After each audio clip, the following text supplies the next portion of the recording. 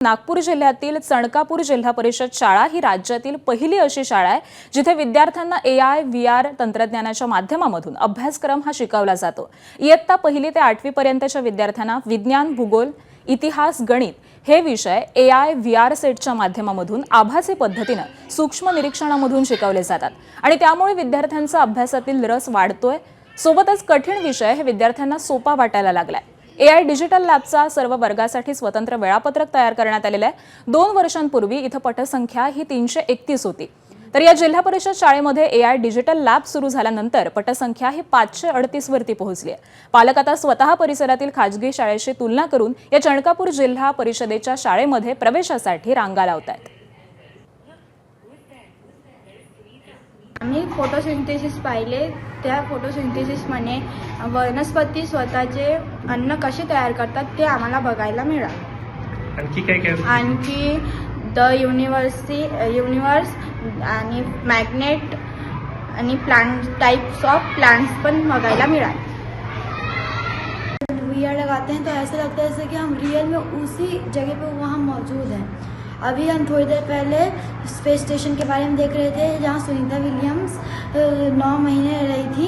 वो हमारे देश की बहुत बड़ी वैज्ञानिक हैं, तो उनके बारे में भी हमने पढ़ा था कि वहाँ स्पेस में ग्रेविटी नहीं रहती, स्पेस वैक्यूम है और रॉकेट कैसे जाता है, ऑर्बिटल से कैसे स्टार्ट होता है, रॉकेट बूस्टर कैसे जाता है, इस तरह से हमने पढ़ा था। या AI लॅबमध्ये विद्यार्थ्यांना एखादी विषय एकदम सूक्ष्म पद्धतीने शिकवण्यास मदत होते।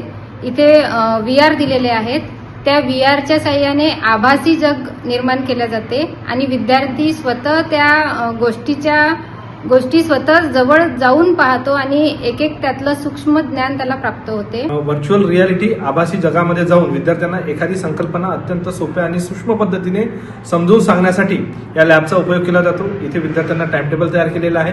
टाइम टेबलच्या माध्यमातून तेथे वर्ग शिक्षक विद्यार्थ्यांना इथे घेऊन येतात आणि विद्यार्थ्यांना एखादी जटिल समस्या सोप्या पद्धतीने कशा पद्धतीने समजून सांगायची या ठिकाणी आम्ही त्याचा प्रयत्न करतो। या शाळेत येणारा जो विद्यार्थी वर्ग आहे, हा शाळेत येणारा विद्यार्थी वर्ग अतिशय ट्रायबल, ज्यांच्या खाण्याची सुद्धा व्यवस्थित व्यवस्था नाही, अशा लोक आमच्या इथे येत असतात आणि त्या विद्यार्थ्यांना या VR सारखी व्हर्च्युअल रियालिटी सारखी व्यवस्था पुरवणे आणि त्यांचा विचार करून महामुनी साहेबांनी जो काही प्रोजेक्ट हाती घेतला आहे, खरंच तो आमच्या शाळेचं मी भाग्य मानतो की त्यांनी सुरुवात आमच्या शाळेपासून केली आणि देशात पहिली ही शाळा आहे की ज्या शाळेत VR AI लॅबचं व्यवस्था साहेबांनी केली। ABP माझा, उघडा डोळे बघा नीट।